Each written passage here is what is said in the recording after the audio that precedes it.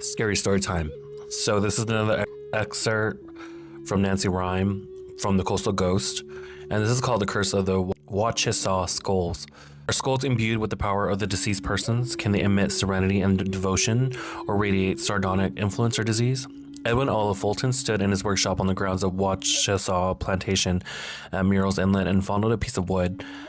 About the room were tables, benches, and other pieces of furniture fashioned by this master craftsman. Dozens of preserved deer heads with sharp-tipped antlers were attached to the overhead beams.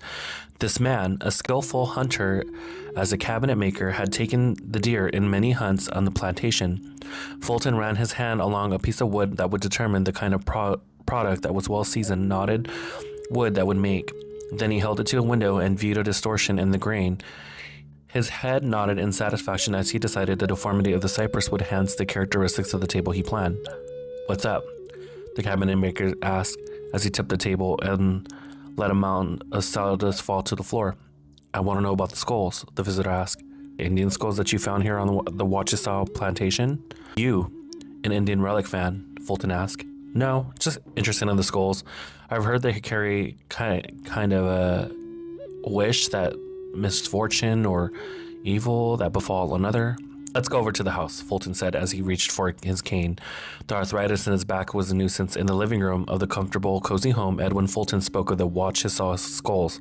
The Wachisaw excavation site was first uncovered in the late 1920s when a man named Chandler worked with the Fulton on a cabin being built by a hunting lodge for the couple who had purchased the plantation.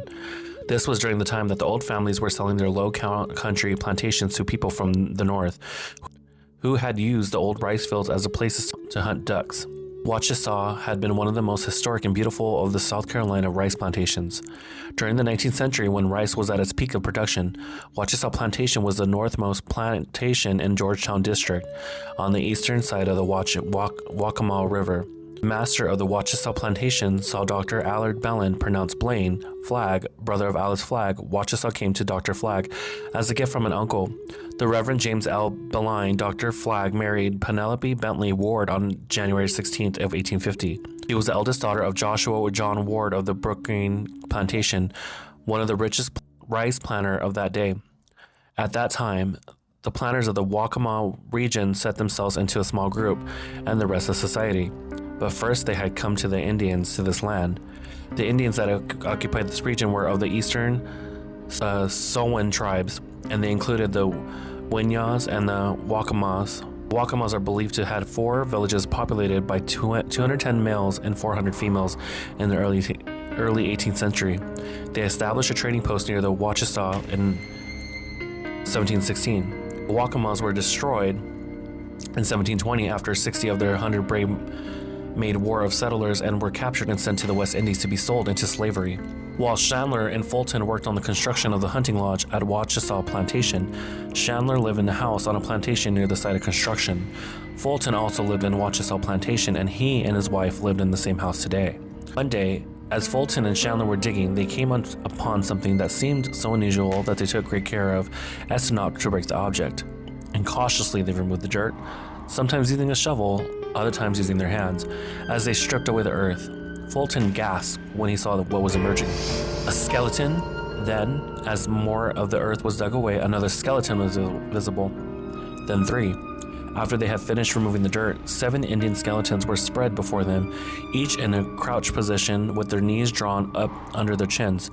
Despite Fulton's instinctive repulsion, he was surprisingly observant. The eye sockets had been stuffed with Indian training beads, but more than any other part of the skulls, the teeth caught his attention. They were the largest front teeth I've ever seen. Some of them had been worn down, and there were only stubs left near the gums, but others had front teeth as large as my thumb. It appeared to Fulton and Chandler as well. He said that the skulls were unusually small and remarkably well preserved, despite a yellow tinge hinting of age, and like all skulls, these had the classic mockery of mirth. They were grinning. Word of discovery was dispatched at the Charleston's Museum, and men from Charleston's arrived on the scene and removed the skeletons. The remains from the Wachisaw excavation were examined by experts who made estimates of the sex and age of the individuals. Although not enough material was found of the age of the Indians remains accurately, they appeared to range in the age of 20 to 45 years. and not long after the skeletons were found, Fulton was plowing the banks of an old road near the now completed hunting lodge. The roadway had become gutted, making travel impossible. While Fulton was repairing the road, he found that he thought were two clay urns, and as he examined them, out fell the remains of two Indian infants. These tiny skulls were stuffed with Indian trading beads, which, it was later learned, consisted of 11 distinct types that dated 1600s. The urns and the infant remains were sent to the Charleston Museum. The baby skulls were delicately formed when compared to the skulls Chandler and Fulton had discovered earlier, but the baby faces, like the adult ones, were smiling. Under what circumstances had the children died? Fulton wondered as he talked about it to the others who came to view the tiny heads. It was assumed that the children had probably died of some disease that had swept through the Indian village, once located at the banks of the Wachisaw River, where Wachisaw Plantation now stands. For that matter, the adult skeletons would have been the remains of some people who have died from a dreaded disease on the rampage. That seemed to be a logical explanation from the mass Indian burial. Other questions arose. If bacteria had been present at the time of the burial, could it be lying dormant in the skulls? You know, Fulton said, leaning back in his rocking chair, interlacing his fingers across his forehead, strange things occurred after we found the skulls. Chandler, who worked on the construction on the hunting lodge and helped me examine the skulls, had a child who came down with diphtheria, and my son, Edwin O. Fulton Jr., came down with diphtheria. I asked Dr. Norris, who owned Litchfield Plantation at the time, about it. Dr. Norris said it was entirely possible that the bacteria that causes diphtheria, Corynebacterium diphtheria, was still active in the skulls of the Indians who were buried at Wachisaw. Naturally, this heightened the interest of the Indian skulls. Were they invoking evil on who's found them? A curse? The people at Wachisaw began to have dreams that they were so real that they can be seen to be visions. In the visions, there was always an Indian warrior, an unusually large man with big teeth, standing nearby. Along with the visions came eerie sounds and flashings of lightning. Then someone reported seeing several Indians fighting one another over the relics and had been unearthed at the Wachisaw. A flash of lightning suddenly took the Indian braves away. Laborers who worked at Wachisaw also reported strange sightings, like Indians disappearing onto the snow clouds. Today, a new Wachisaw plantation is emerging. Wachisaw Plantation Limited Partnership purchased the plantation several years ago for $3.2 million, and developers' construction project calls for 733 residential units, single-family lots, duplex, cottages, village, villas, great house, golf course, and arena. That partnership is also financing diggings conducted by the archaeologists contracted through the University of South Carolina. Already uncovered from the acidic soil at the Wachisaw are 3 human remains from the Mississippi period and 1 from the Prehistoric period, when the Indian had contact with the Europeans. Wachisaw Plantation is developed into a private 18th century resort plantation.